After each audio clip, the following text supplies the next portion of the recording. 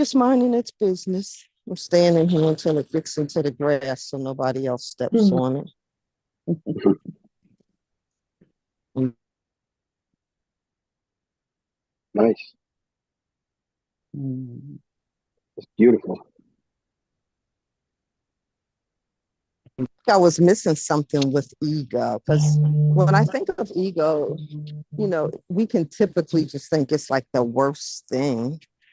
And I had a definition of it, I lost taking a picture. But it's basically a person having a sense of confidence in themselves and having self-worth. Yeah. Yeah. Okay, thank you.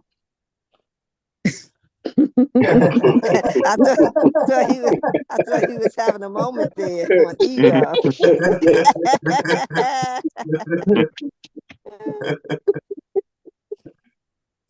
It was so well timed. Good timing. You're welcome, Pascal. Welcome. No worries. No worries. I don't want to finish. So it says, that's crazy.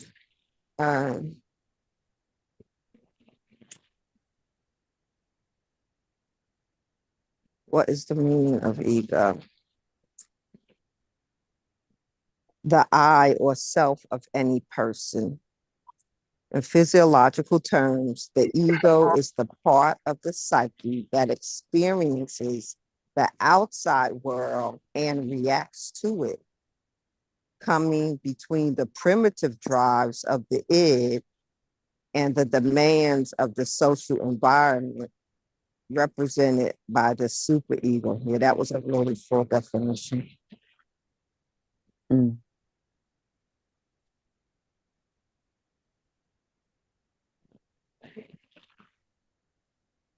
For me, the word ego, it sounds like it's where the energy go.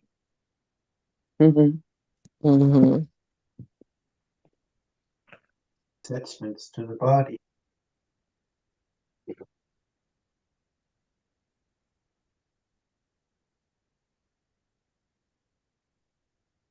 It's wow. So when I was thinking of getting on the line, I was just feeling like with everything going on in my life, I got some really crazy news on Friday to really pull the foundation of a lot of stuff out from under me. And because I really didn't have time to deal with it, because I had a joyous event to host with my children coming over and having dinner and laughs and playing cards and all of that kind of stuff. I couldn't let my ego run away with me with the event offending me so much that I respond to it erratically. But yet this morning, I'm like, hey, I love myself. Is that ego? Is that bad? Love is not ego. Mm-hmm. It's the opposite of ego. I believe. That's a beautiful answer, Chief. Yeah.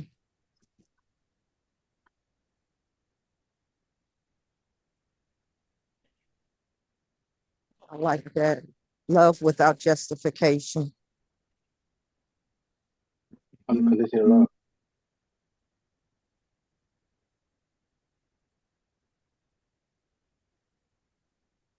Sandra, what do you think the best way is in terms of, okay, let me just go with that. What's the best way of honoring a gift? Honoring a gift. Yeah. First, like, thank you. And what is in that thank you?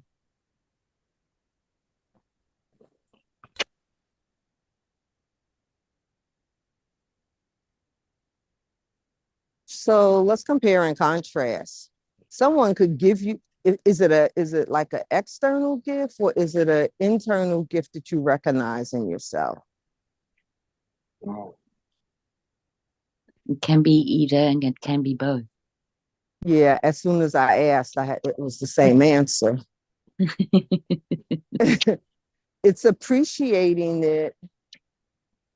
So if someone gives me a gift, like say if my daughter buys me a dress, Mm. right?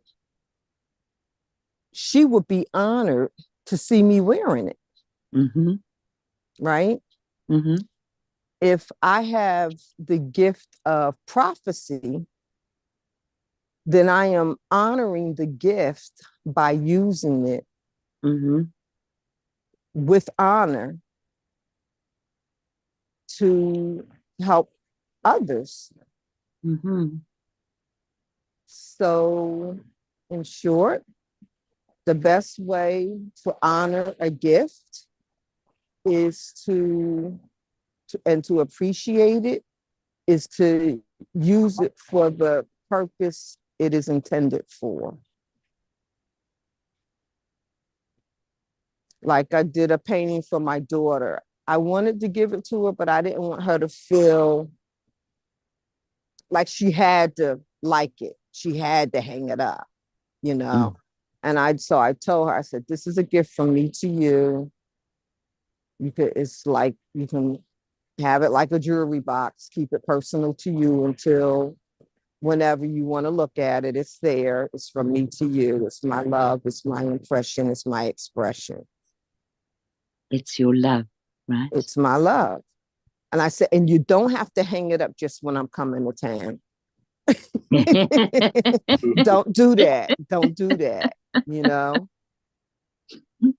But she received it and she honored it. And she didn't hang it right away. She said, I gotta feel where it goes. And she did. But then she had a show and tell. And she was like, Mommy, I need it on digital. Can you send me the picture on digital? And she used it for show and tell. So it's hanging. She's proud of it. She loves it. She hangs it and she talks about it. Mm-hmm. So that was a gift. So honoring a gift is using it and enjoying it for the purpose it is intended. And so could I summarize that as saying that you love the gift? You don't have to, but when you do, Mm-hmm. is that not the best way of honoring it?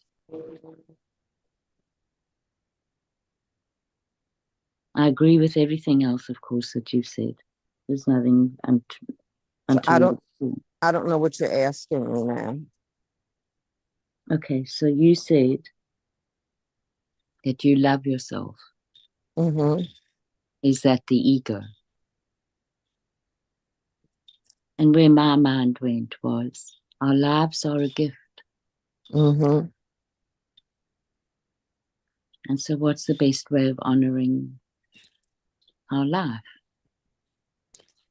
Live it with joy. Yeah. In a big festival with a little paprika. Yeah. Season to taste. Yeah. That's how I feel about it.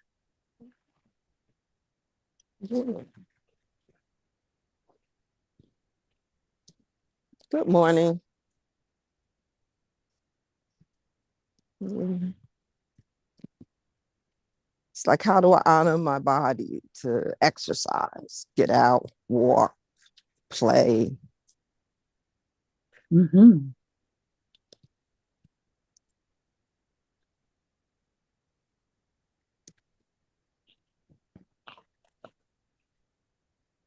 But when I was growing up, there was I was considered cute as a kid, by the way. And some people, like they picked on me. Oh, you think you cute? Am I supposed I wasn't really thinking about that, but am I supposed to think I'm not cute? So, it was really, and it's like being a A student, you got picked on. Mm, If you dress nice, you got picked on. mm. If your Get it? hair was combed every day, you got picked on. Yeah. My mom ain't letting me out the house with my hair undone. That don't work at my house.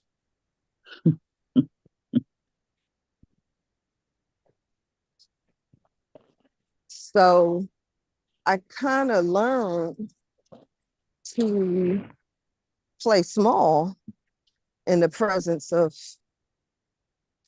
limited people Mm, as not to offend them.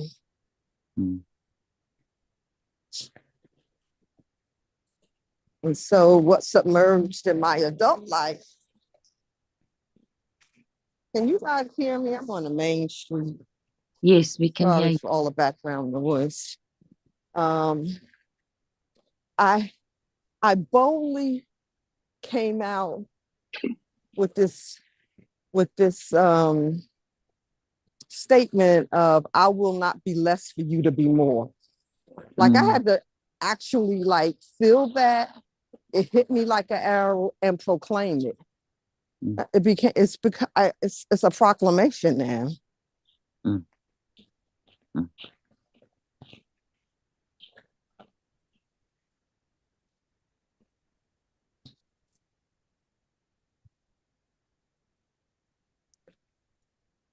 So My, that's the anti-ego. Go ahead. I'm sorry. no, sorry.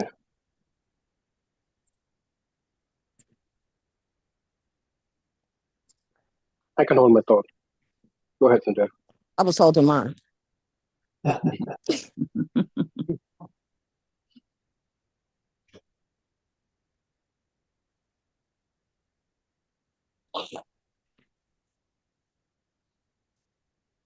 My experience with plant medicine was first time it released so much internally, and I was feeling right away, the more sense of I want to give Mm, more love to. Before it was more about getting what other can give me. mm. I think for me, this yes, it was the biggest shift. I just want to give more love. So maybe And then maybe that is the ego that. Yeah. Go ahead, Alison.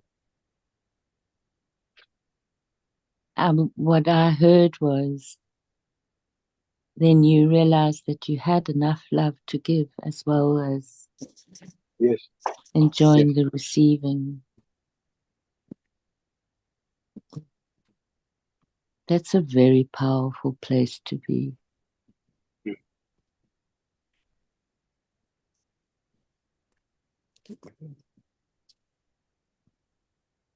For me, that's purpose.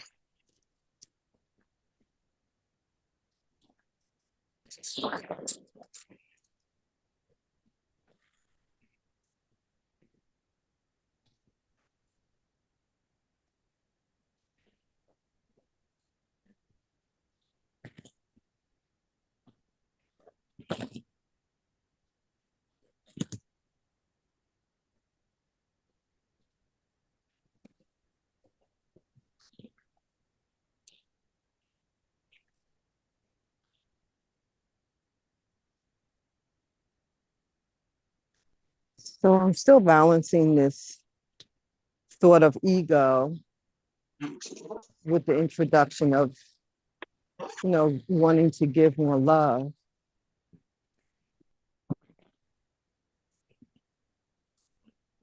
And I have defined myself as I am love. Like I can't be anything other than that love. Mm. Even though some other stuff may stick on me, my primary core is love. Mm. Being love. Mhm. But when I heard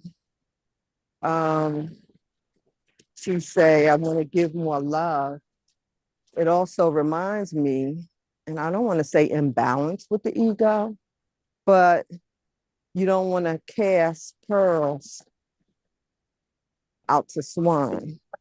Mm. Yeah. And so it's being able to love yourself enough, Yeah. be sensitized to loving yourself enough and the gift of love that you have to give, as not to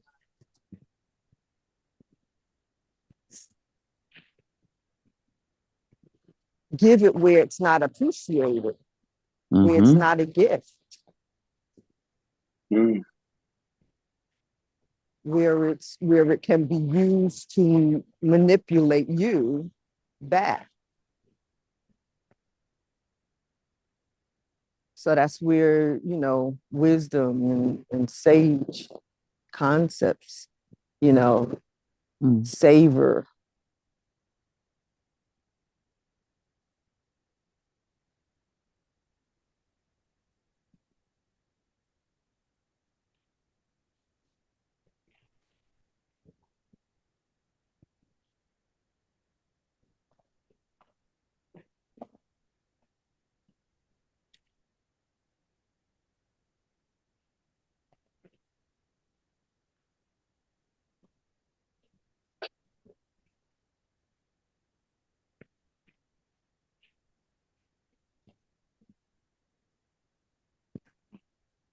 It's dependent on the receiver, because you will never know how the receiver will react to the present, to the gift. So yeah, not casting pearls to swine is that's a good one.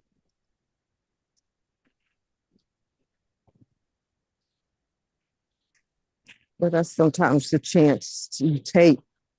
It's like somebody saying, will you marry me? And got this ring there and you think for everything that you know that it's gonna be a yes, you know?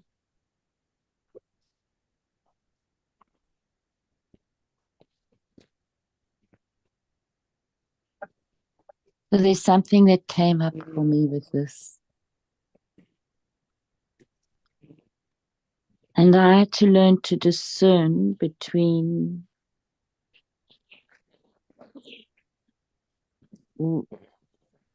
not throwing pearls before the swine and realizing that the swine was the ego form and not the soul. I gotta process Yes, that. yes,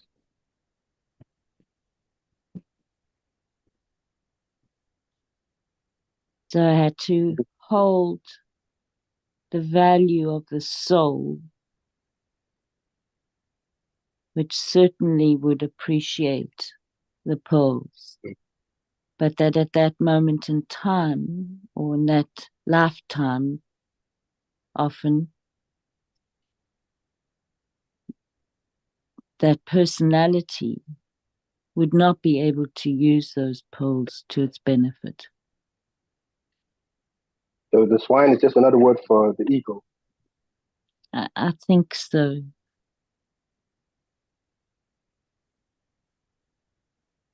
We call them anything. We call it the wild horse, the monkey,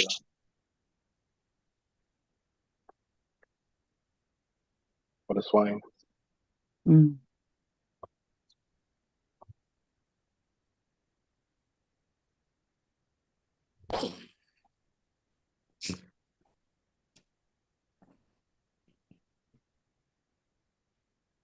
Hmm.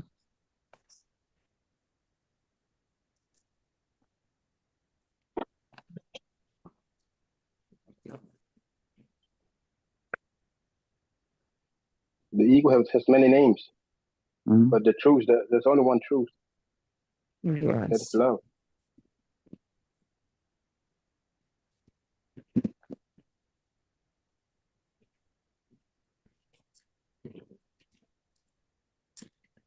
Well, I wonder if the ego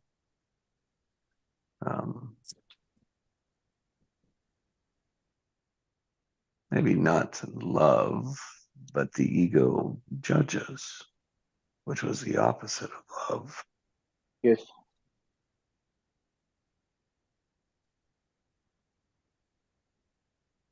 If judging is on the opposite of love.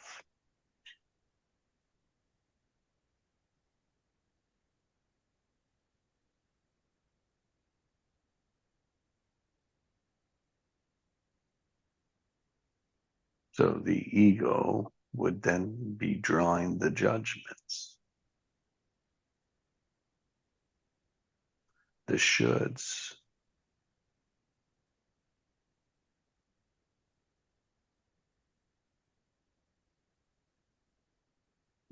So what I come up with that, Jesse, again, is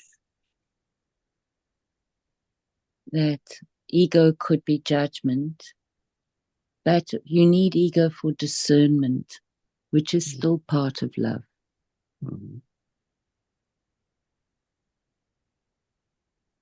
You know, you think about children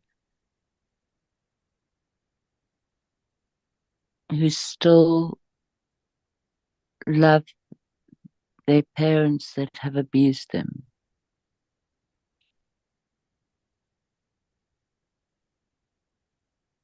And very, very, very few of those. Okay, how can I say this? The different paths available to us if we are in those kinds of situations. And the one path leads to what Sandrell was describing as a nervous breakdown. And they live in that for most of their lives because of the attachment to the need for that love to be returned.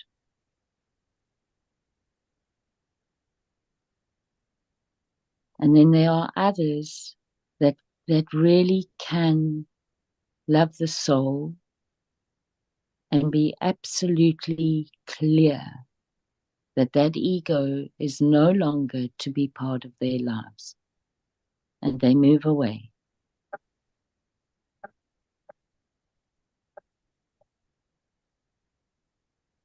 So for me, discernment is needed. Judgment, I agree with you, when it, like judgment comes in when we take sides in a war. Yes.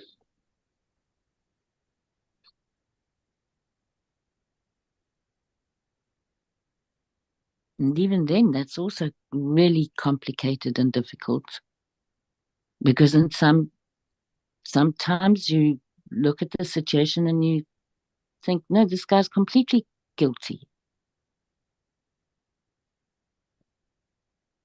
And then other times you look at it and you see how both sides have been duped and played.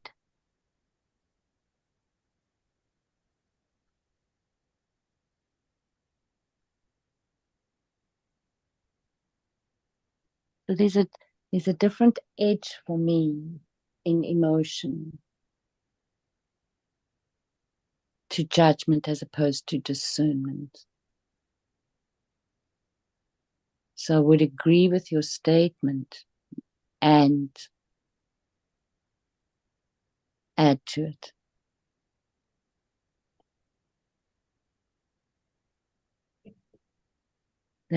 That's what my experience has taught me.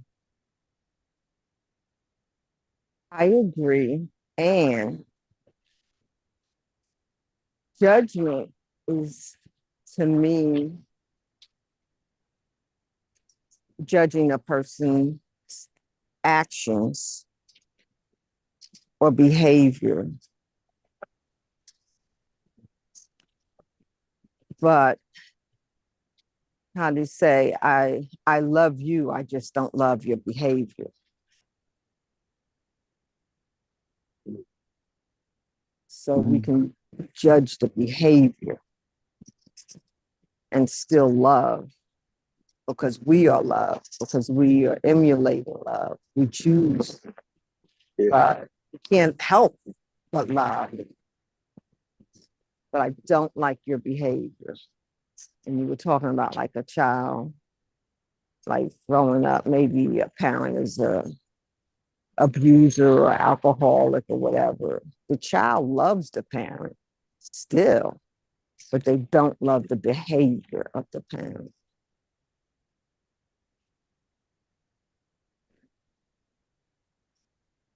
Yeah, and it's what I find interesting internally for myself is that with the English language, which is my first language, there's a different experience for me with the word love and the word compassion. So I can have compassion way more easily than what I can love. Because for me, compassion goes to the soul, love goes to the behavior as well as the soul.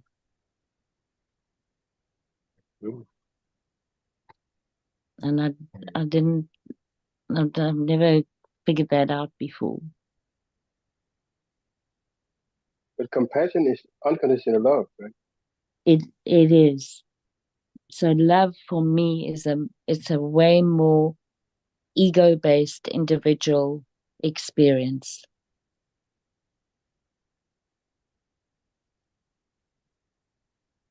It's just how it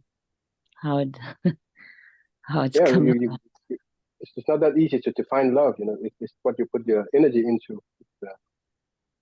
Yeah. So I can have, But you know, Mhm. sorry, Chi. No, sorry. When I think about what goes on in the world, I can have understanding and compassion.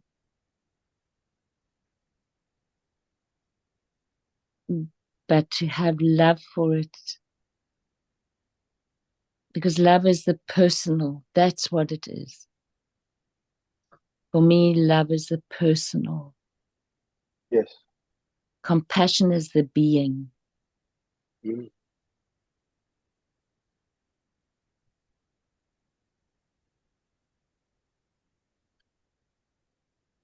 And I have to watch myself with that discernment, and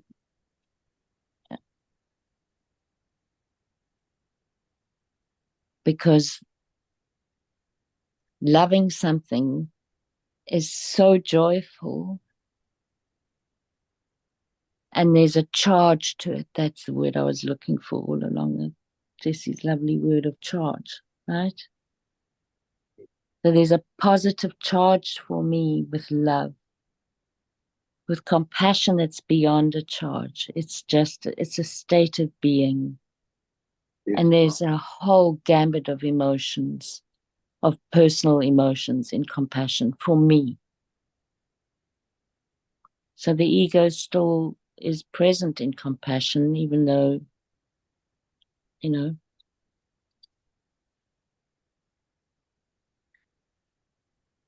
I love it. Thank you so much, Jefferson. Wow. Never thought of that.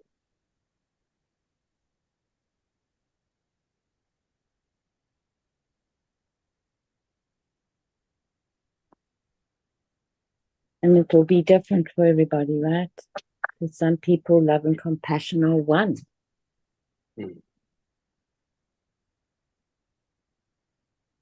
No, I have not been able to advance completely to that yet.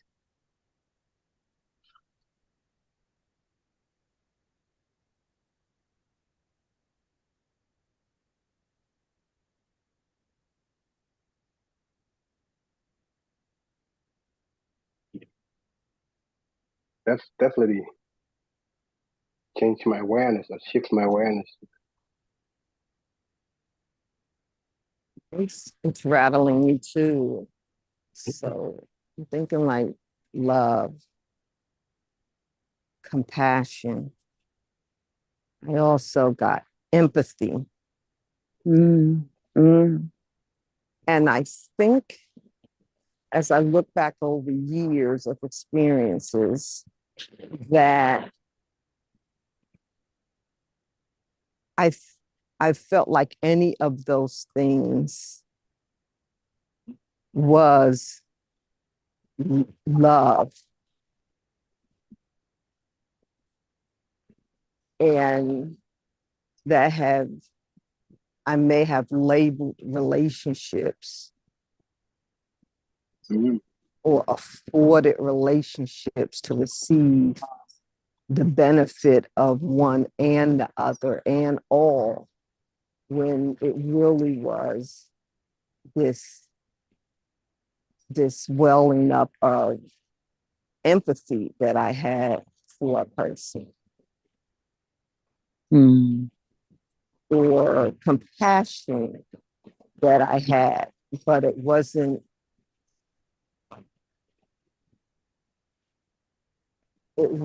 of capacity to build a certain kind of relationship on, that wasn't warranted for what really existed in that energy zone. mm, mm,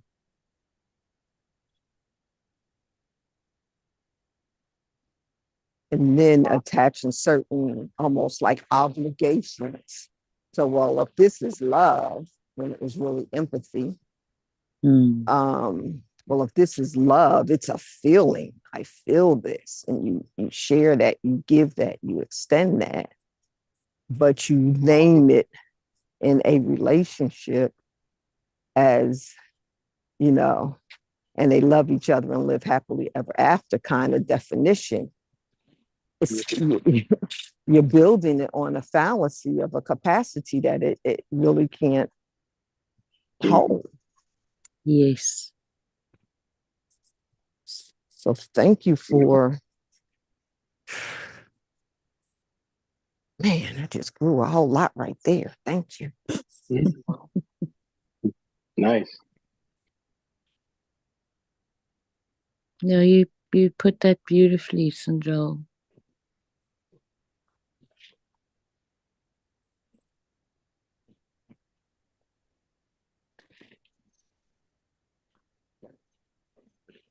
You know, I think of my meditation teacher and how he dealt with people. And as you can imagine, you know, you really get a very diverse population in a spiritual community. Mhm. And he was very careful about where he put his energy. You could see it. And how and what, and like it was precision and fueled by love, no doubt about it. For me, that love was compassion, because there were people there that were very hungry for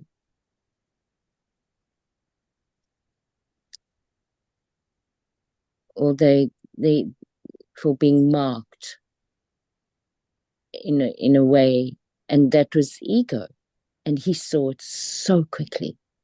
I mean, he didn't even have to think about it. It was just so evident. And I was only there for 2 weeks with him.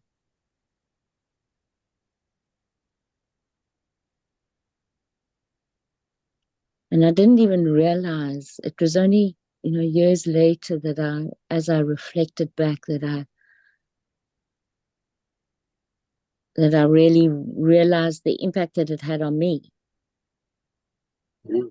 Because I saw it and I just thought, well, That's what those people can do. In other words, highly enlightened people. And it started to help me do that discernment between assessing behavior and judging the soul. So in my assessment of behavior, and it was a very pivotal, it was a very pivotal relationship in my life that I had to do this with. And it was incredibly freeing.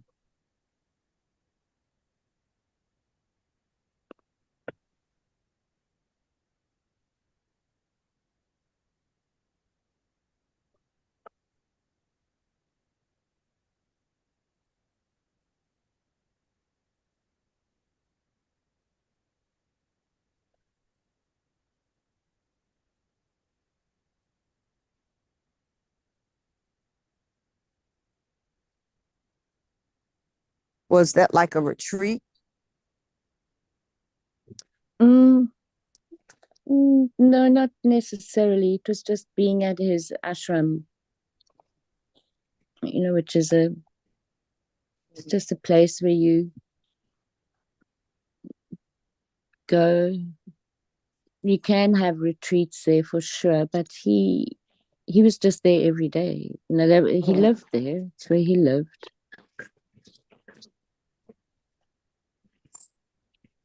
He had about 3 of them at one point, but by the time I met him, he was only there.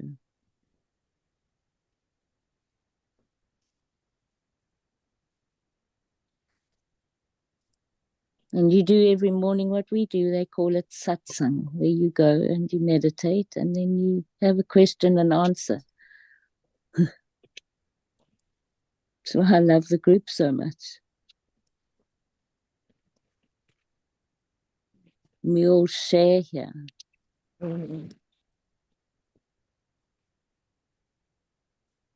Through our love and our compassion. And we enrich each other.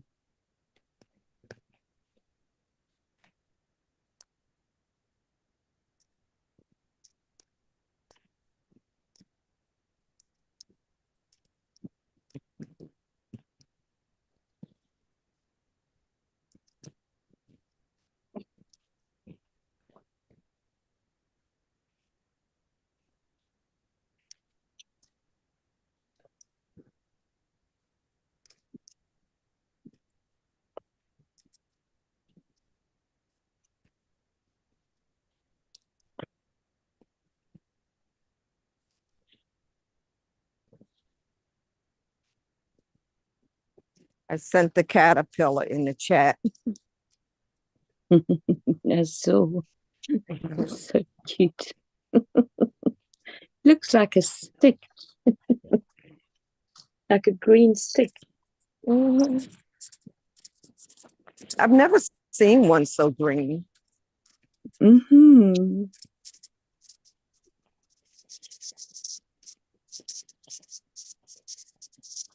Bright neon, bright green. Yeah.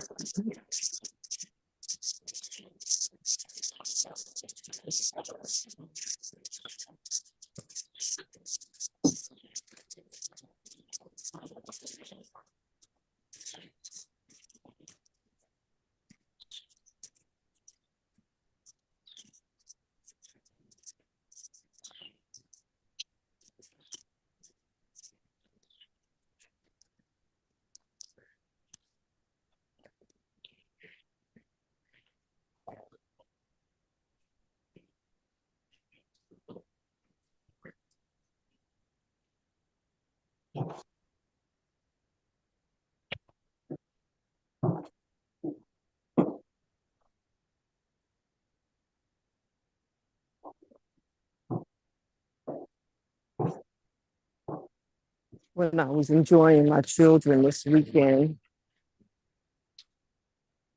and watching them talk to each other, sharing what they were doing, collaborating freely with ideas, very supportive statements to one another without the judging. But I noticed how they were having the and yes conversations with each other.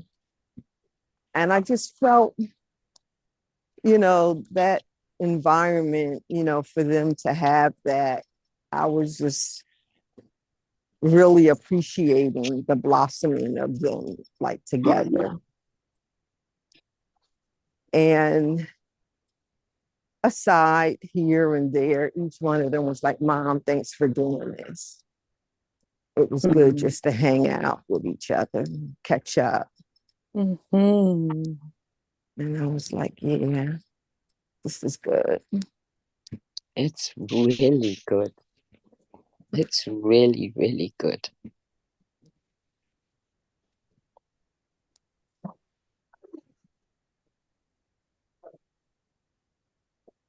And I heard laughter, like two would be over here, laughing. Actually, the guys were in the kitchen. I was loving that. Okay. They were sitting in there. I said, okay, that's in the oven. Y'all got that right. Don't let it burn. And we got it, Mom. I'm like, okay.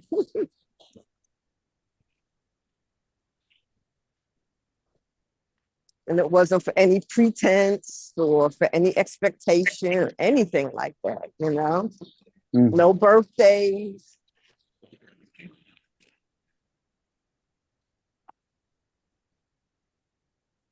And one of them was like, had like such a schedule for that day. I was like, you get here when you get here. The door opens at 5. I said, but don't stress. Dude, this is not that. This is just love. When you arrive, it will be perfect. Mm.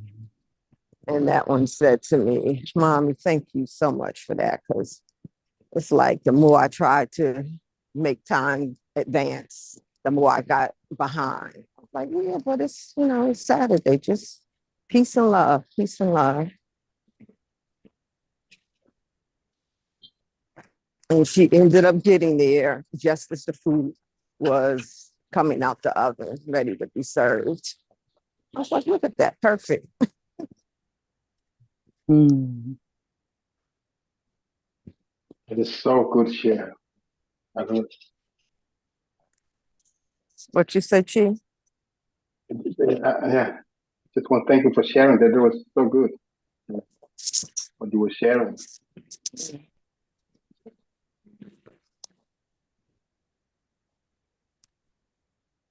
Yeah, there's nothing better than when the kids can get along.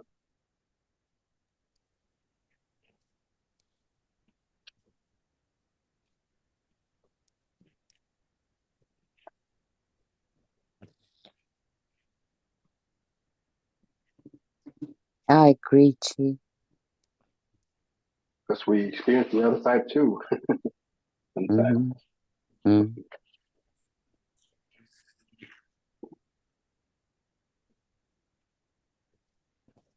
There was a movie one time where there was a mother and a father. They had 2 grown kids. It's kind of like the prodigal son a little bit, but the older kid, he just was having a time with life where he was out in the street, he was doing drugs, always came around Mom when he needed money. And you know what he was going to go do with that. And the younger brother kept seeing this, And the younger brother kind of, being good and doing all of those great things, always being there for the parents and, progressing to take care of himself and even help the parents out. So one day, the older son came when the younger son was there, and Mom went in her bag and squirreled up some money in her fist and shoved it in her older son's hand. And this younger son was like, why do you love him like that? Why do you do that? Why do you give him that? You know, like when he tried so much but he didn't get that kind of love from his mom, the older one died. And so here was the lesson for me. She said something, paraphrasing. She said, I love you with what I have based on what you need. Well, I can't love you the way he needs to be loved. And the love I have for you, it grows between us. It's unique. It's full. I don't hold nothing back. The kind of love I have for him, it's expressed in the way that he can receive it. yeah, that's exactly what I was noticing in my time at the ashram. Mm-hmm.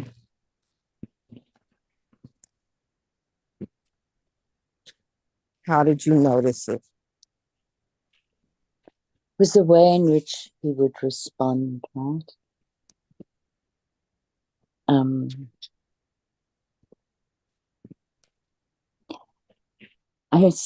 mean, this makes me think now of a conversation that I had with my husband, and he reminded me of a story that I had heard before about how our teacher met his guru.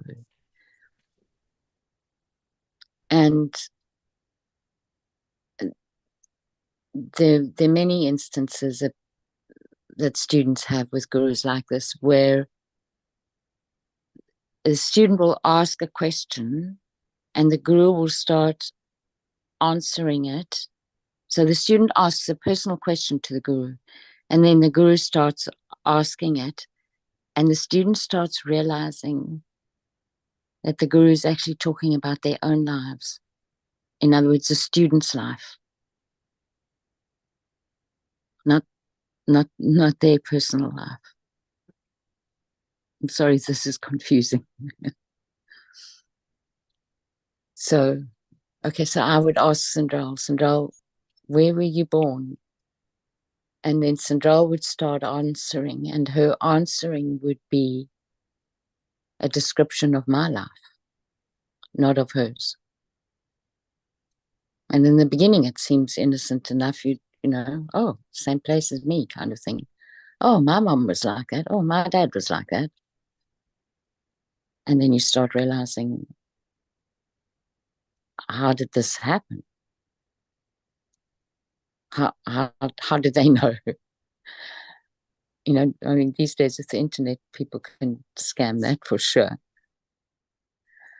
But back in those days, there was no ways in which they could have known individual lives like that. But they could read it, and they can read your dreams. And so, when you're sitting in satsang, then you ask questions, and the way in which he would answer, like for some people it would be very direct, for other people the answer would almost be intended for someone else rather than for the questioner.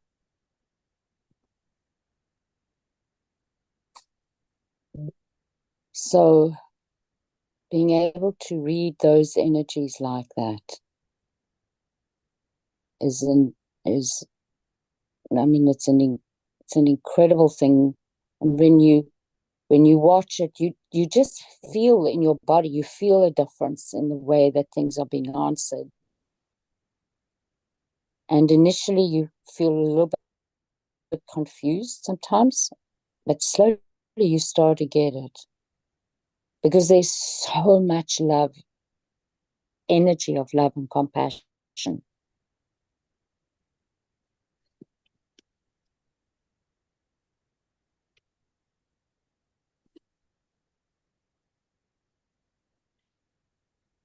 Hi, Craig.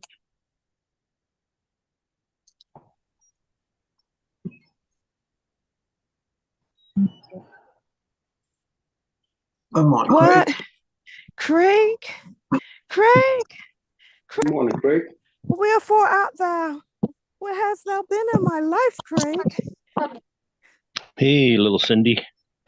How art thou?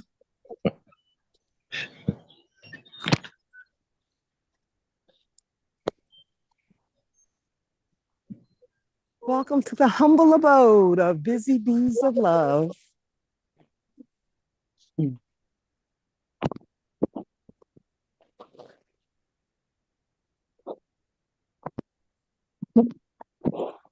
I appreciate what you were saying, Allison.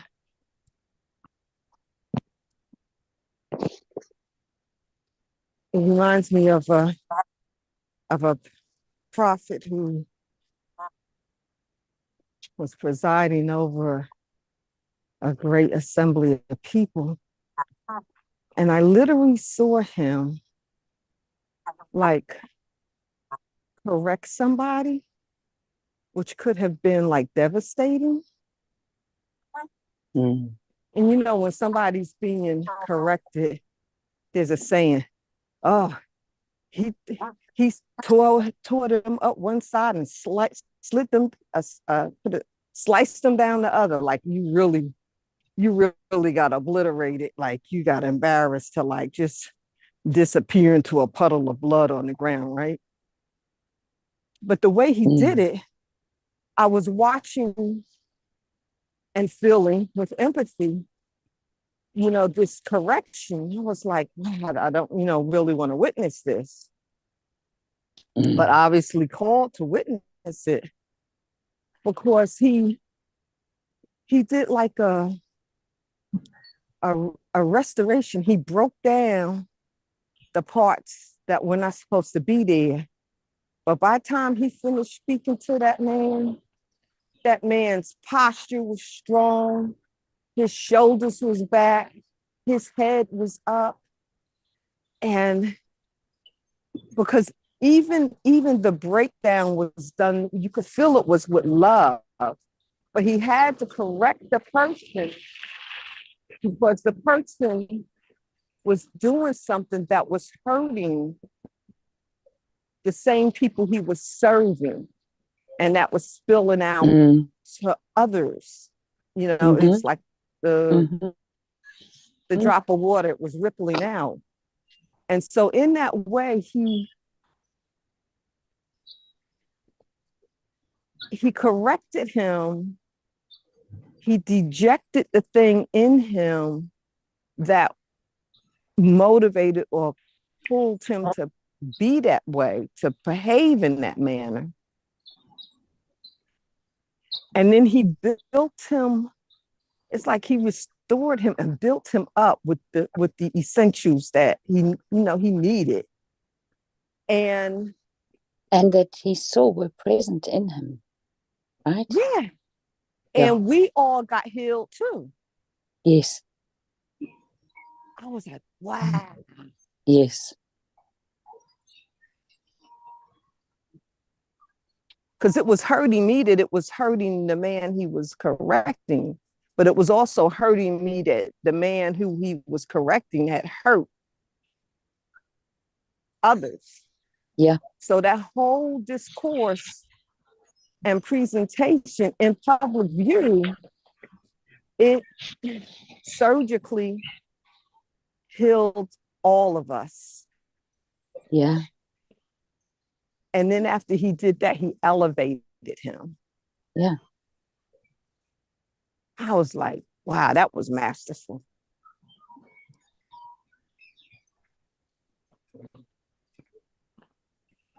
Yeah. It is. It really, really is to get to that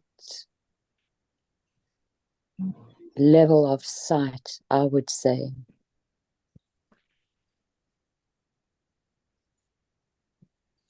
It takes an unbelievable amount of devotion.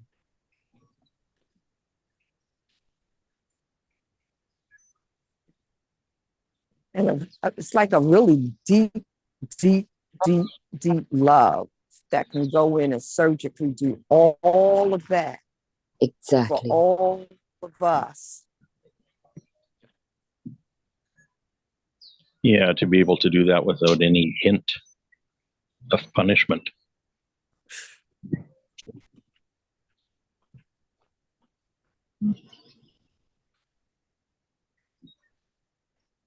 Sometimes the punishment is going through whatever experience brought us to that point.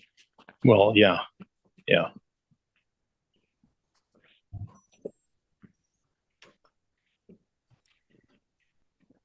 Pretty amazing. I was thinking of your person, Allison, and how he could just go into the emotions, go into the undercurrent thoughts, the ego, the fears, and just maneuver between all of that and give the person such a freedom of a gift to grow in capacity. Yeah.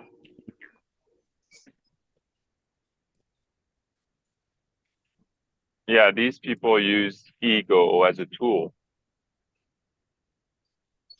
Just like you use a GPS to get somewhere. But they're the one that command to get there. Yeah. Yeah. That's a nice description.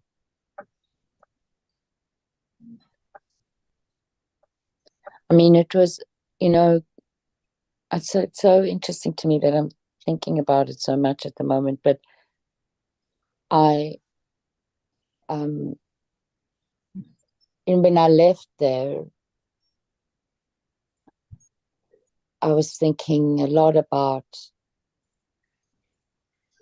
how come the world is in such a mess when we have people like this available to us. And what I realized then, and Jesse's word of willingness comes to mind to me, was that there has to be a willingness to upend your structure. And then even in that willingness, you still need to be able to discern between the energies of the ego and to what extent it allows the soul to take the lead.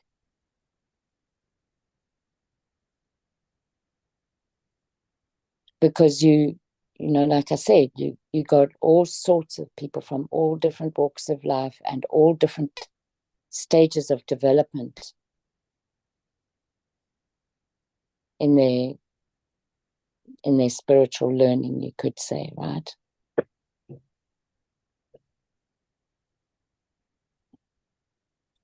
And and that spiritual learning doesn't necessarily have to do with how long we've been doing it. It's also got to do with what we've inherited as we come into the world. And that's why some people manage in that particular lifetime, to reach where they are with all the devotion. That you have to have a combination of the two. But if they had tried to do it 3 lifetimes ago, it didn't work.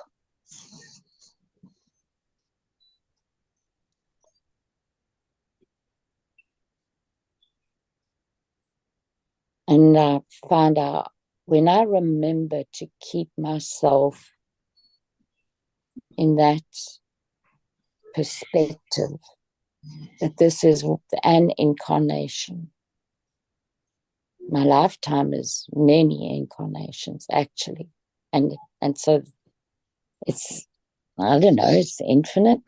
but mm, does the soul live on the earth infinitely? No, not necessarily.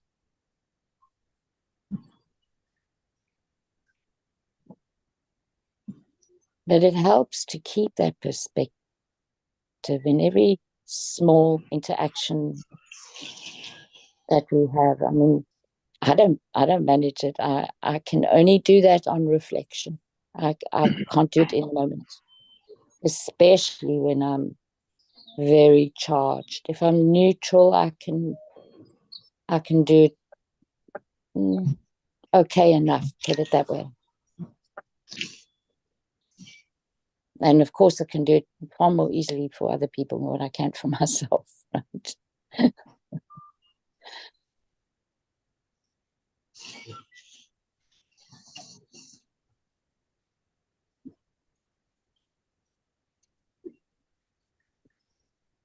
So I'd like So to offer, go ahead. Chi's contribution of ego death this morning was very pertinent. Mm.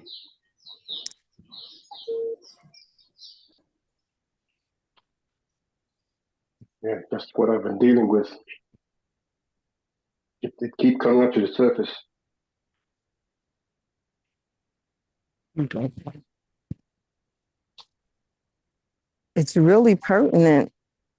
But right back to you, Allison, you said that when you're really charged in the instant, you, if I heard you correctly, you cannot remember or act out of remembrance. I can't And- hold it, right? Yeah. But now that you've spoken it, I'm just going to say for myself, based on hearing you speak, that you can. Thank you. I'll take that. That's a gift. That's a big gift.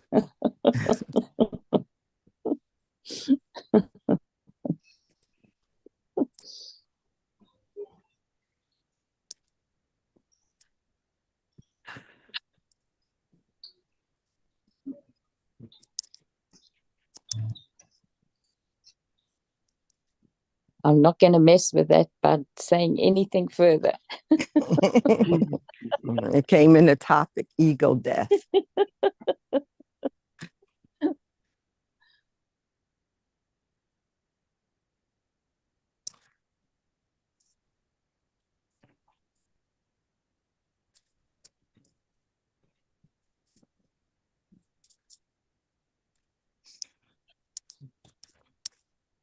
Guys, it's my hour.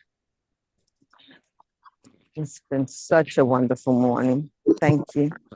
Thank you so much, Sandra. It was wonderful being with you again.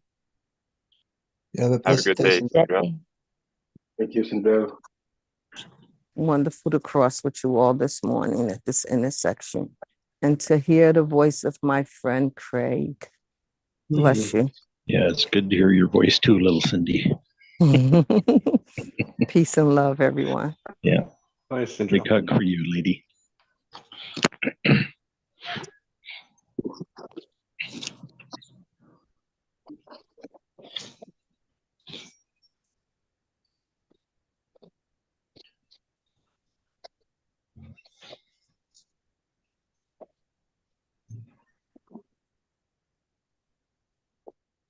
Okay, guys, I'm also going to leave. Thank you so very much. Have a great day. You too, Bye, Allison. Allison. You too, Allison.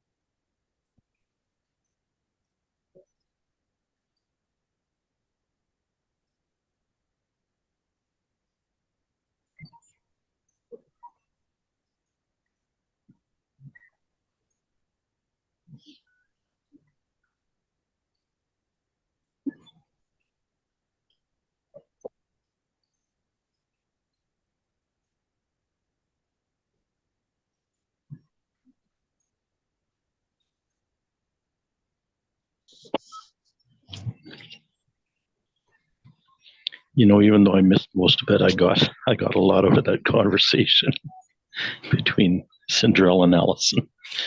It's quite interesting.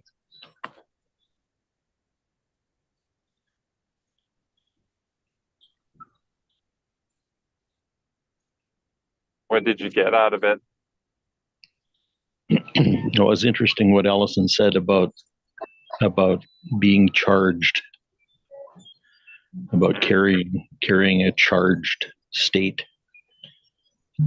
Because I found that too for me. Like, it's like if my being isn't really in a state of relaxation, of certain relaxation, then none of my superpowers work very well.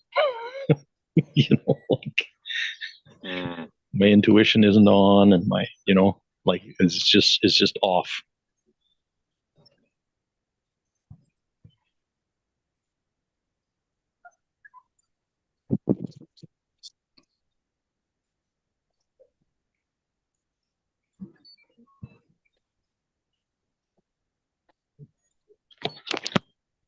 Is it possible to breathe back into presence?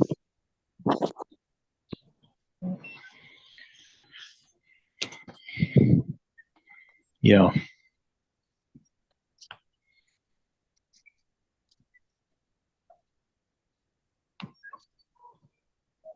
When you're aware that you're not in presence, and then your intuition is not working optimally, to just pause and then take a few deep breaths. Yep.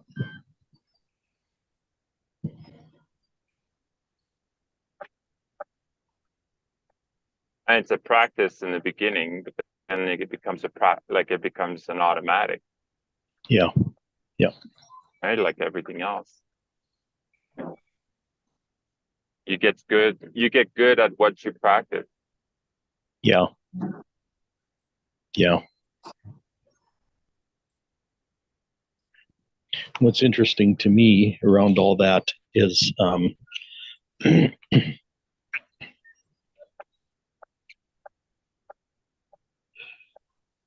partly from being traumatized at such a young age. I've lived massive amounts of my life, like tried to live massive amounts of my life from a state of anxiety.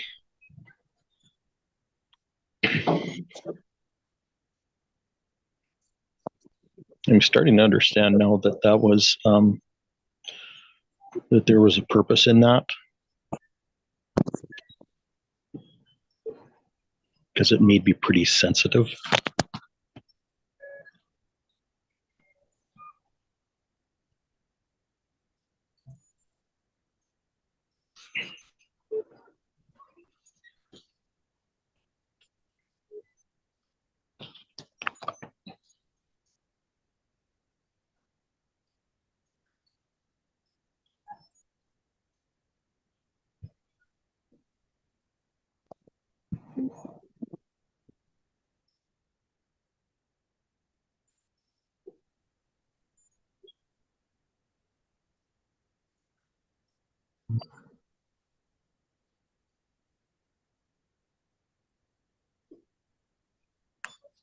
I think it's very beneficial to hear other people's story, because Yeah. we experience pain differently. Oh yeah.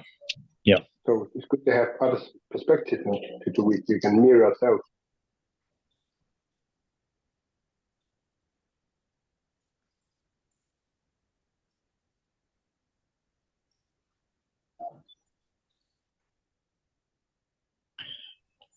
Yeah, for the last 6 months or so, I've been studying polyvagal theory,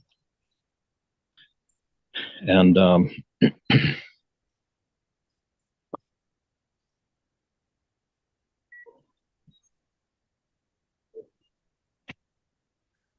now I can't remember off the top of my head the terminology, but there's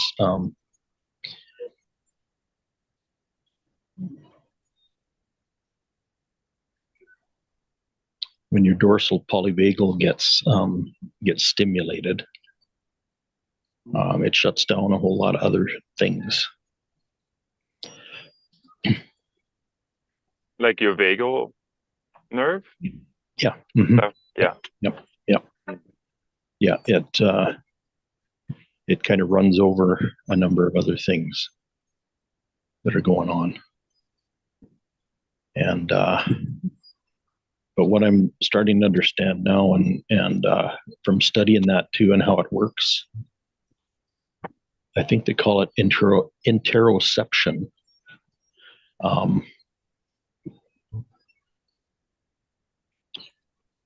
While living under duress and under anxiety, what happened is that fine-tuned my intuitive sensitivity.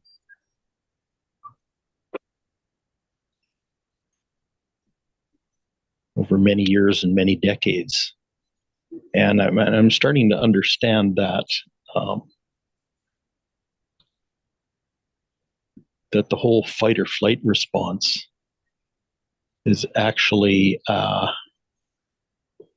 it's kind of an adaptation of instinct and intuition that was kind of repurposed to survive and avoid threat. So the thing is, it does develop by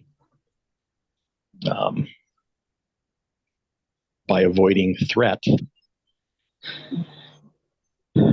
but then you can turn it around and retune it with the threat is gone thing. So instead of trying to survive because you fear death, or thrive because you fear lack, you can actually tune it to being fully alive instead.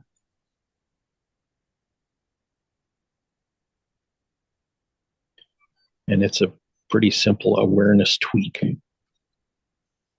that gets you there.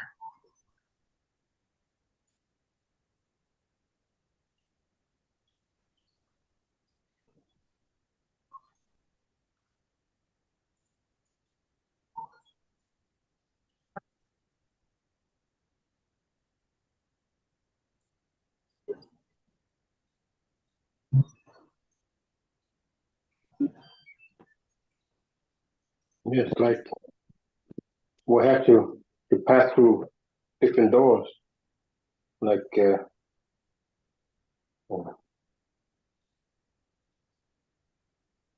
fight or flight. It's about surviving. It's the ego. Yeah. For our higher selves, it's about thriving. It's not only surviving. Yeah. Because all fight or flight does is it protects our ego. Yes. And it protects our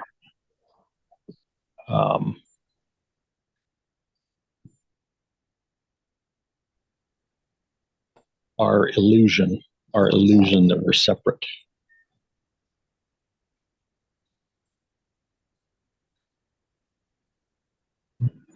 Yes.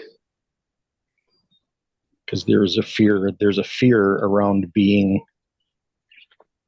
a drop out of all the drops in the ocean and getting lost in the ocean.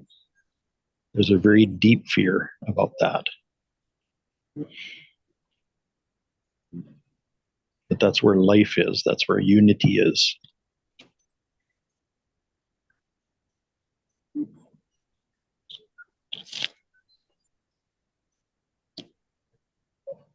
I have a feeling that many of our gifts are connected to fight or flight mode sometimes.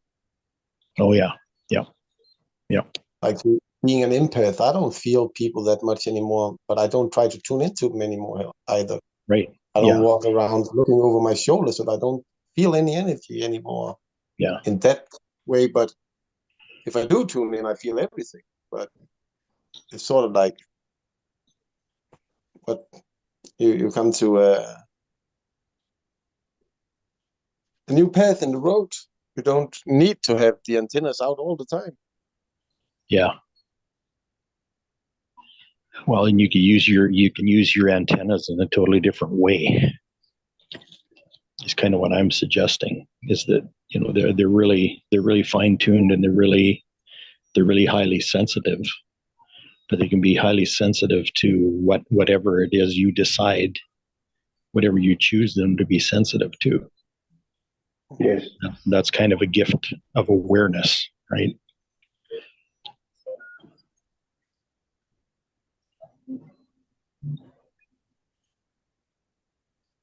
You know, it helps to get yourself into an environment that's not into an environment and into energies that aren't so threatening and oppressive as well.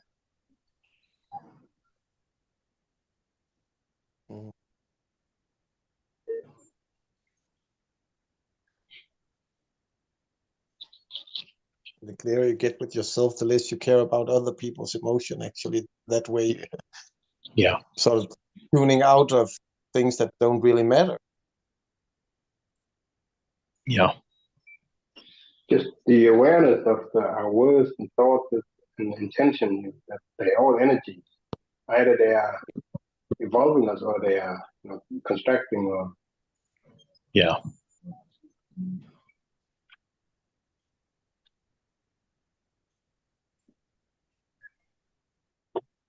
Constant awareness from present to present. Yeah.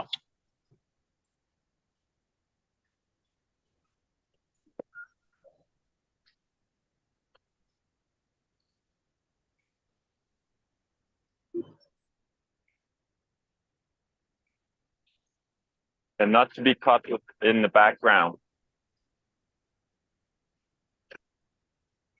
So when you watch, like, if you do watch television, it's not to be caught with the story behind it.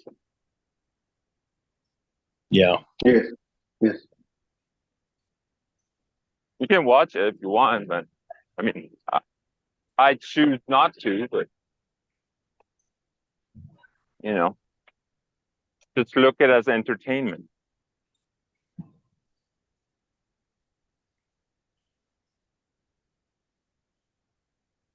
And not the real story. Mm.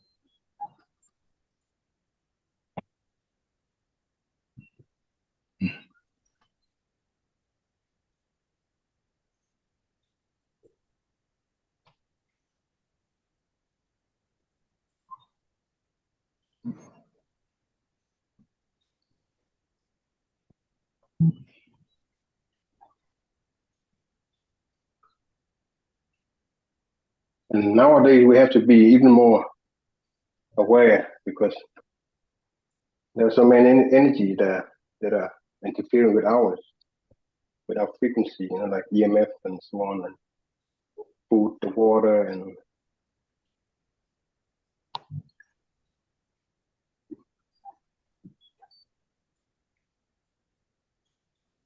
Yeah. There's a lot of interference in the field. mm-hmm.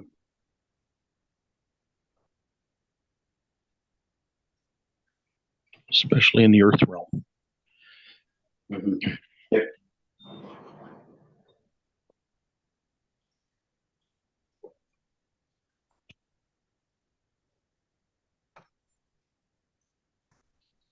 Yeah, it's not just the frequencies of the electromagnetic spectrum, but it's also It's also the frequencies of the content Yes.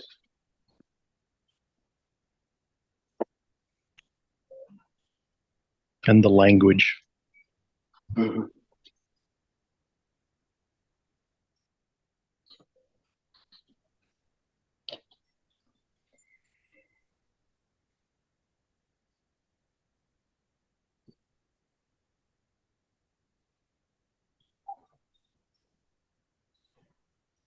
I would say like the intention behind the link.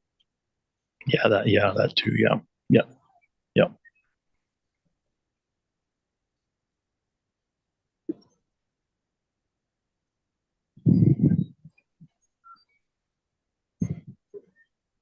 It's part of the reason behind the fine tuning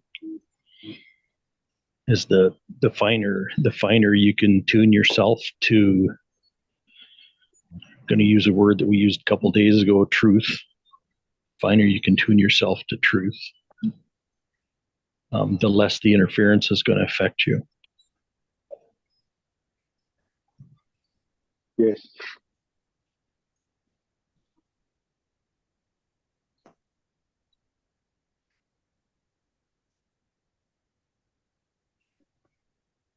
That we all one and we're not be separated.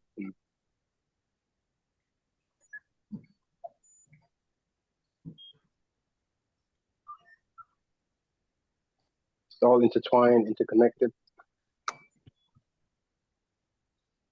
Yeah.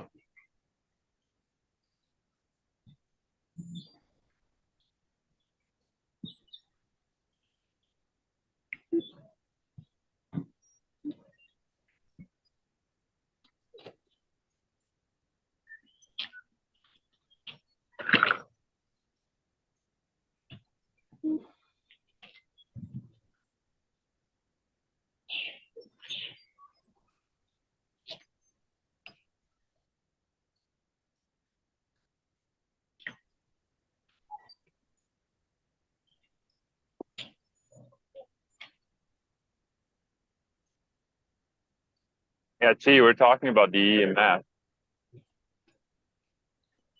And Yes. is it possible that the human body already transcend these frequency and their plan, their intention behind it doesn't work to frying us?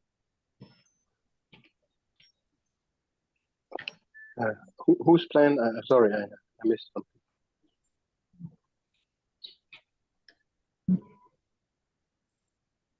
Yeah, expand on that question a little bit. I think you're onto something, Pascal. Mm-hmm.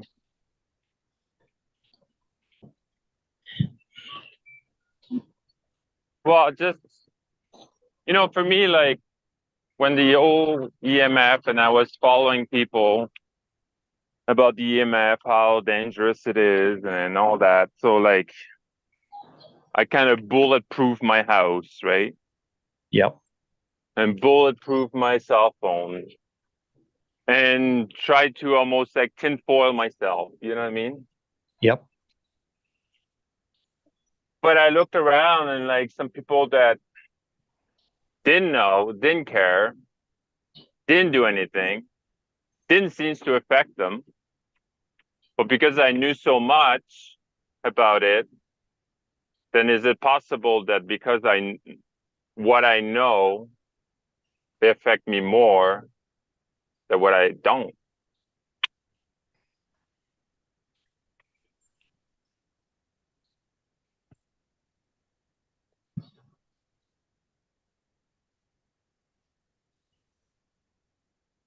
It affects us long term. So maybe they cannot see it now or feel it now.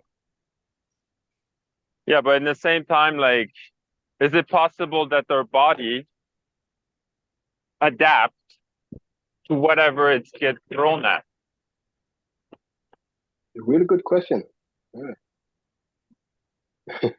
Yeah, it probably does. But the thing is, And is it, we're is affected it, by all the energy there is, right? We're affected by all of it. The I mean, we're What is like there's a neutrino stream that's bombarding us like 24/7. And the thing is, most people don't even know that exists. Right. But just because they don't know it exists doesn't mean it's not affecting them. Mhm. In fact, that's, for me, that's kind of been the whole adventure with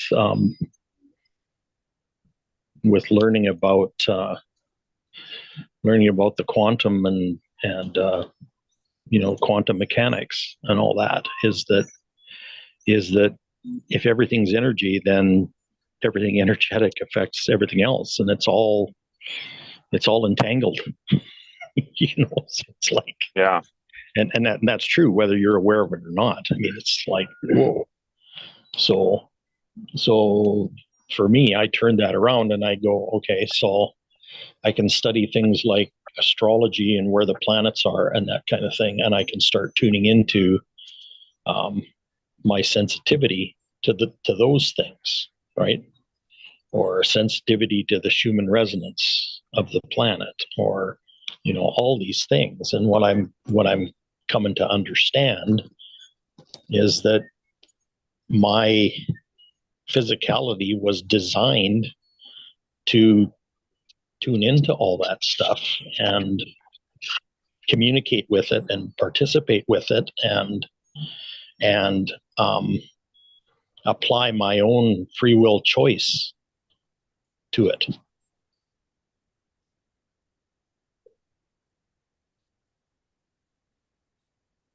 And to me, that's what life's all about now.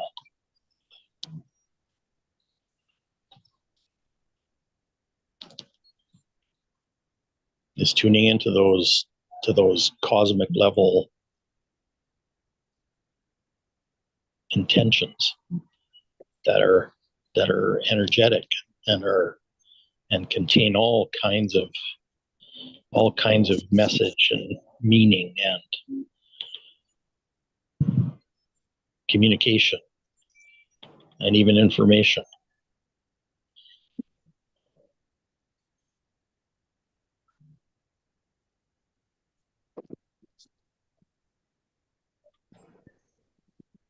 Creativity.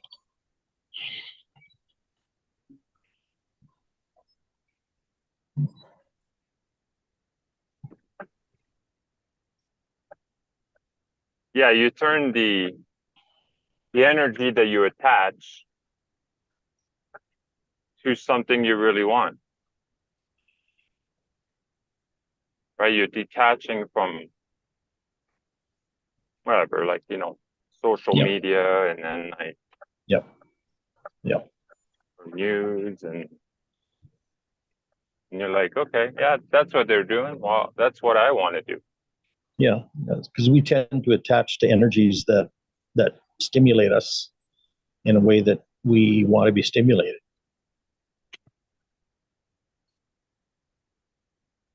So it's about shifting from complaining about things you don't like to put in the energy into what you like.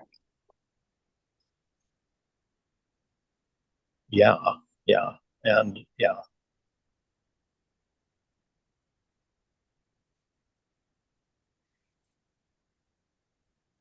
And then it starts by being present. Mm-hmm. Yeah. Right? Because like you can be like, oh, that's what they're doing. Oh, that's what I'm gonna be doing. But that's the ego talking, right? Well, the Or ego like, thinks it needs to tune its frequency to the environment, yeah, right? And the thing is, and what I'm talking about is actually kind of retuning your intention and everything to the frequency that's already in your heart, to your true nature, Yep. to your instead, and allowing that to shine through your environment. Mm-hmm. Or project into your environment instead of the other way around.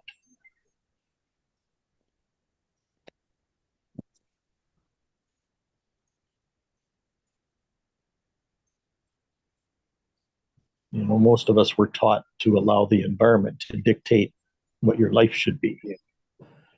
Yes. Hmm. Totally backwards. Yes. You want to be tuning into your heart and your true nature and allow that to dictate what your life is.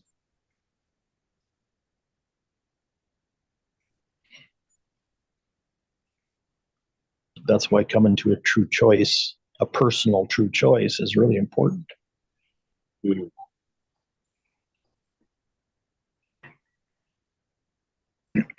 If you don't do that, all you're doing is putting new clothes on the existing structure.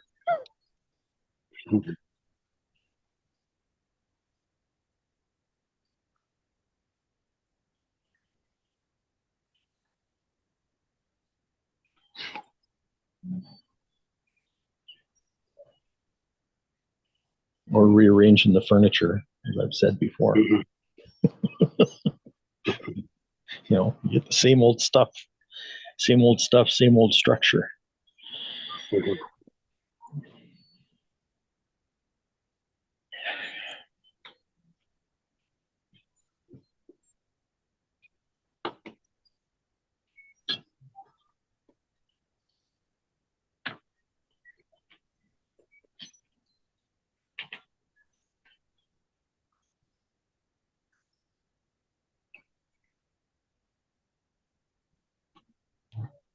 Yeah.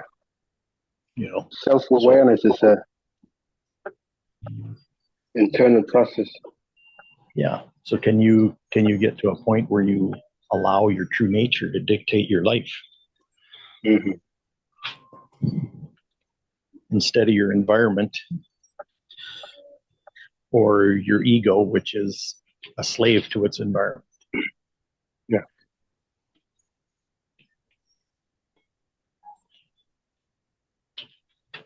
Just to be in tune with our system. You know? Our body is a system. Yeah. There are many systems. Yeah. Yeah.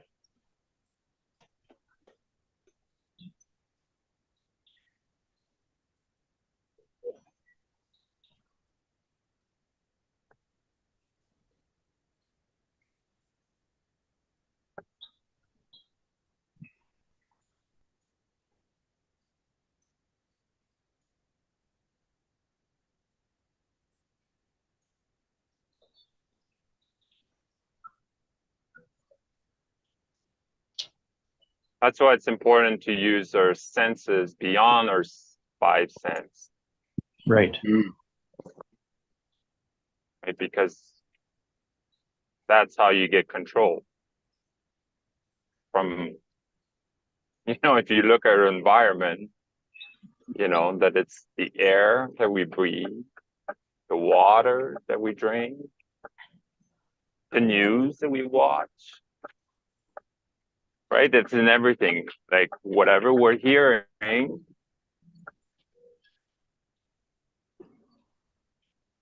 so if you detach from that,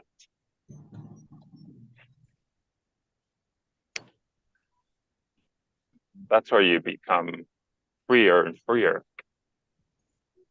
The ego is about the attachment, right? Because the ego, there will be no ego without a host. Yeah.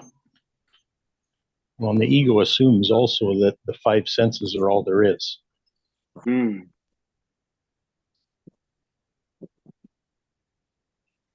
Because the ego's a construct.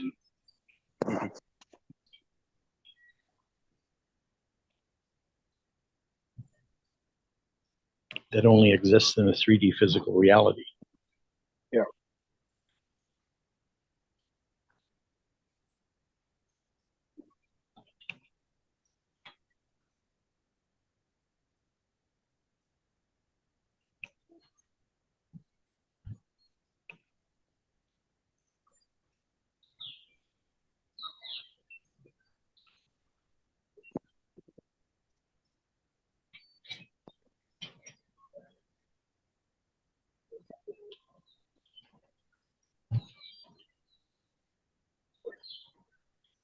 And the true nature gets lost in the shuffle. Yeah, so in a sense, to use your ego optimally,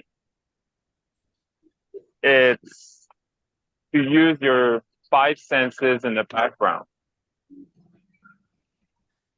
Mm.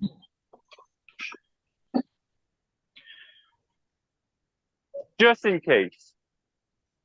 Yeah. Yeah. Ego is an excellent builder.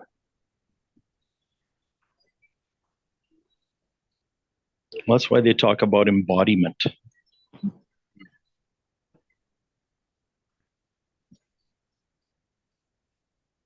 You want to embody your capital S self or your true nature in your physicality.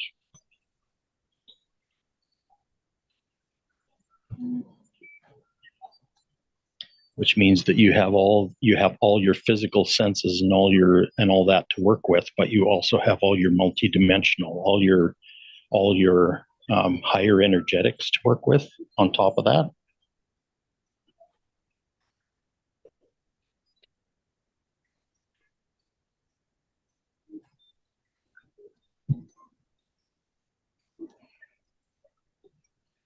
You know, for most of us, it's our lower nature that's driving the car.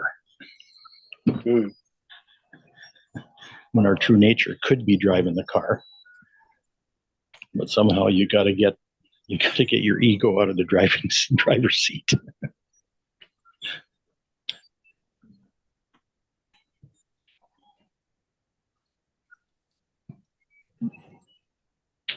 And that embodiment, the word embody,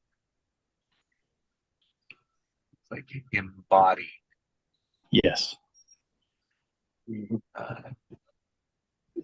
triggered the, and it's like, I'll make up that what makes life is being and doing. And to me, like that is the definition of embodiment. Yeah. Yep. There are degrees. Got it. Yep. Yeah.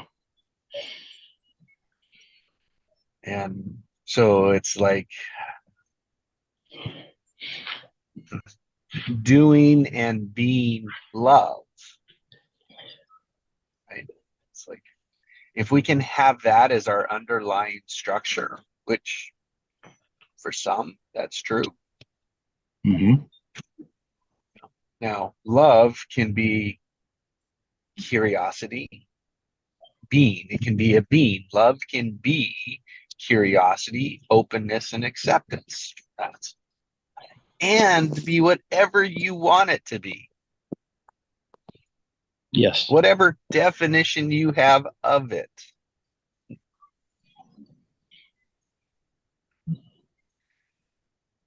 But I think it's that embodiment. And if it's not embodied, right, then maybe it's part of the ego. Right? It's part of the thinking.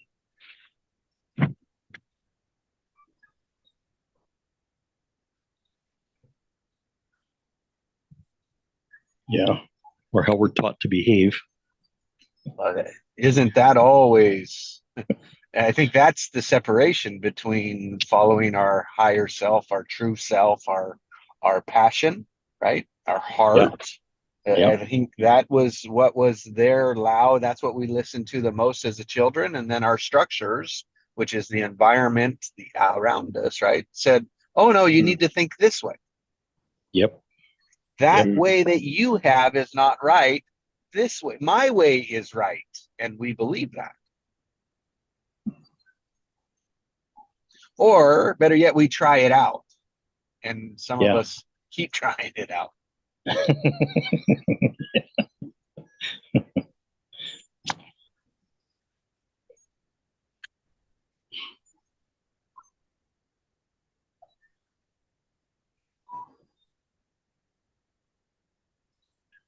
And it's like it was kind of like a funny thing that I've been working with. It's like we all know how to deal with our emotions, our feelings. We all know how to deal with them. We just, nobody taught us how to deal with them effectively. Yeah, yeah. We taught Or in a way that's ourselves. correct for us. Yeah, That's Yeah. right. We taught ourselves how to deal with this shit, which AKA is the ego.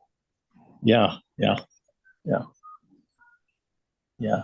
And in most cases, copied how someone else was doing it. Which generationally just keeps playing the same patterns over and over. And yes, we call that evolution. Yeah.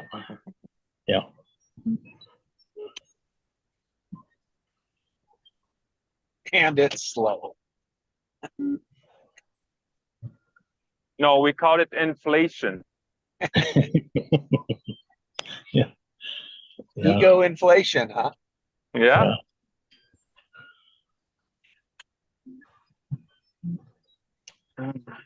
Buy more, get less.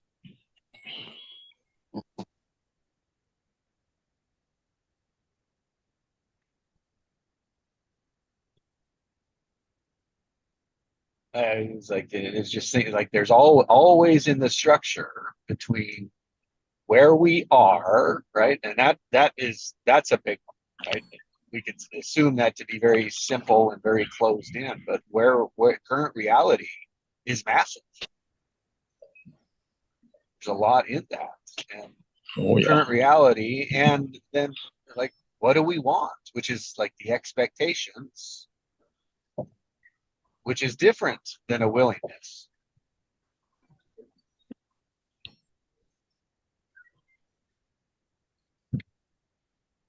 Yeah. So the structure is like, what do we want? What's the future compared to now? Like, what do we want? The creation, the tension between.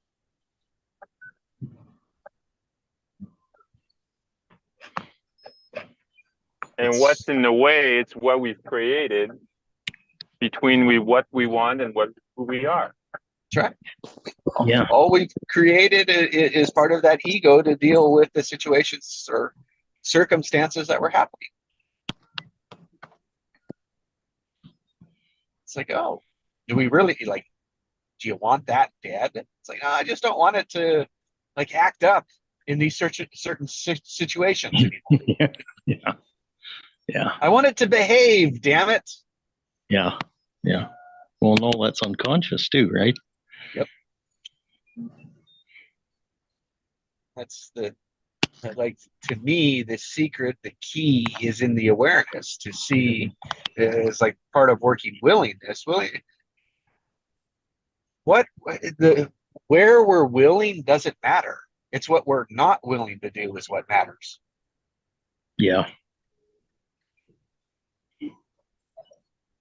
And not willing to do something tells us so much more of the resistance or the avoidance or anything, but we don't look at that.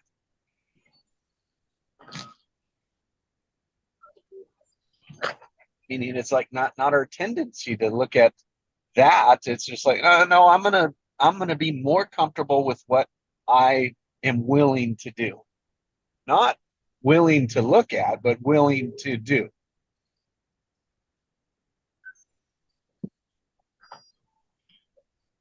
Yeah, it's something we don't question. That's right. Yep. What we're doing is we end up judging ourselves, and we're not fans of that. No. Consciously, even though we do it unconsciously all the time. Then we judge other people or other circumstances, right? It's because, it's my boss, or it's because of school, or if it's because it's because the government, it's because right? Because the lockdown, it's because, if you name it. Well, we want other people to judge themselves too, just like we are. Yeah, well, we find a peer group, right? Yeah. That resonate with that.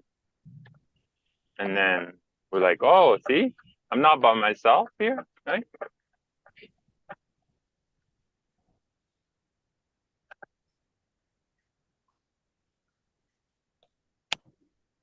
Yeah, there must be part of that that's right. Then. Yeah. If I found someone else with the same pattern.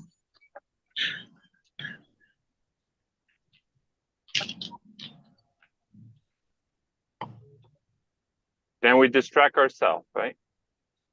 Yeah.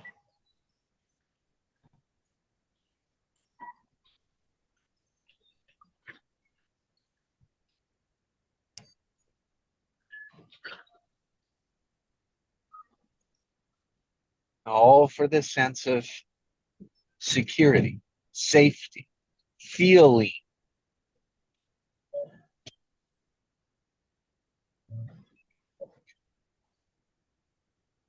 Rather than exploring, like dealing with, oh, what is that emotion? What is this? What is this story? What's like, where is it coming from? And it always comes from our fundamental patterns that we see reality as. They all might take different flavors, but everything I can find in my pattern is I can point to, well, it's not enough, right?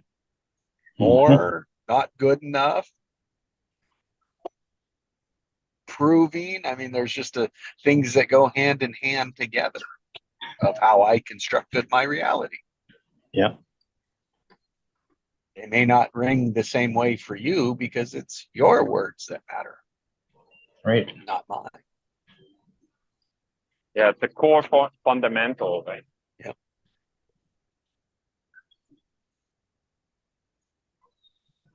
We think we need validation from outside. Or we're taught that way.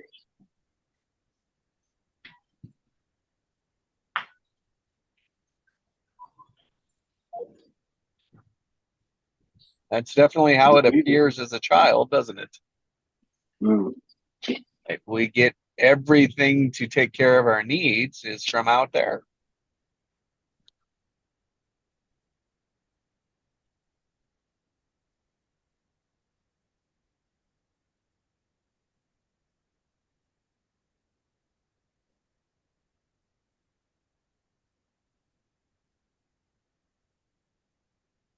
Yeah.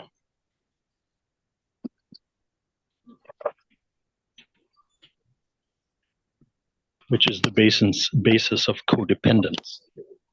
Mm.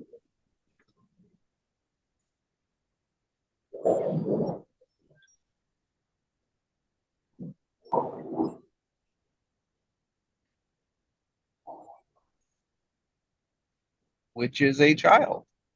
Yeah. Mm. Yeah.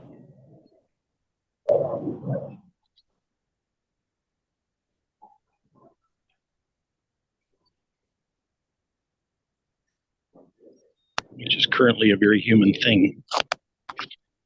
Because human children are born helpless, basically. Yeah, they're innocent.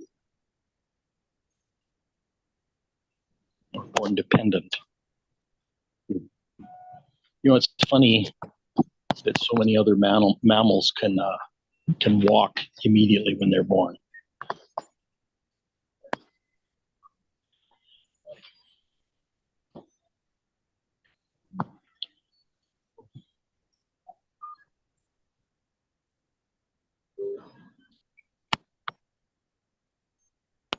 Or fly, or swim.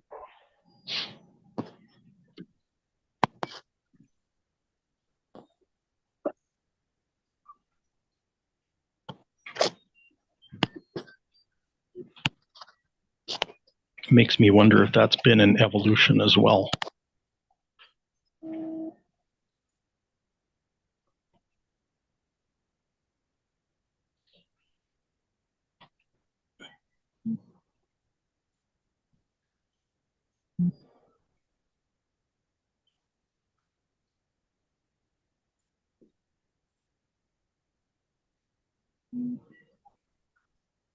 Yeah, it's like it's in our DNA, right?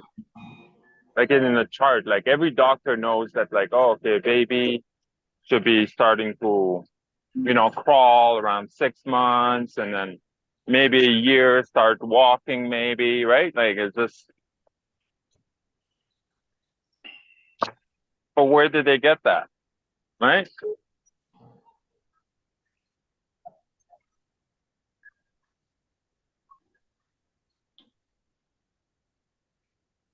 It's from studying the current human. Yeah. Well, yeah, but like, But that doesn't mean that does it humans have have to be always been true? that way. Does it have to be true? Right? No, no, it doesn't. But there's an assumption that, an underlying assumption that we've always been that way. You know, that we've always had, like 90% of our DNA that doesn't do anything. But yeah, and it's the same thing as what is it Roger Bannister or something, right? That did the Yeah, that did the quarter 4 mile. mile. Yeah, Like, yeah, so it's the same thing, right? Like, oh, Yeah. it's impossible. It's impossible. Until one guy does it, and then like, oh, it is possible. And then like how many everybody's people doing have it. done it now, right? Like it's just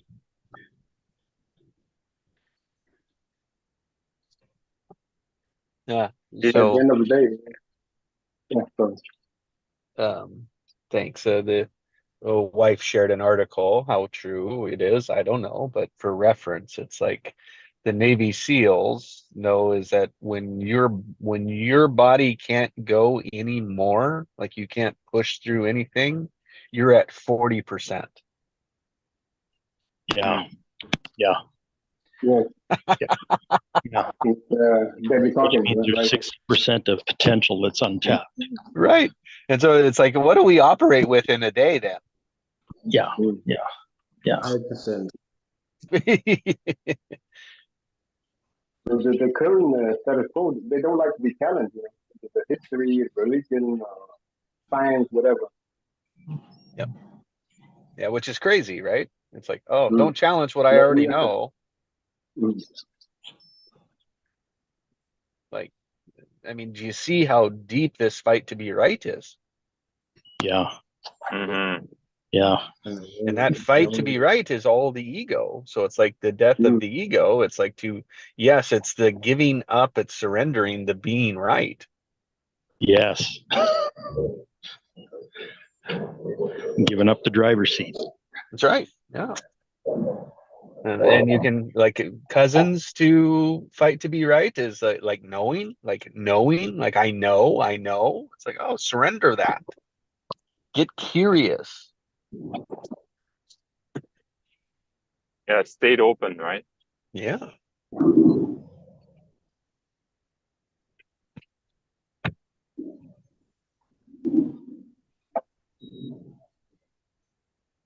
Ah, what a great morning, gentlemen. Mm. It is Yeah. time for my departure.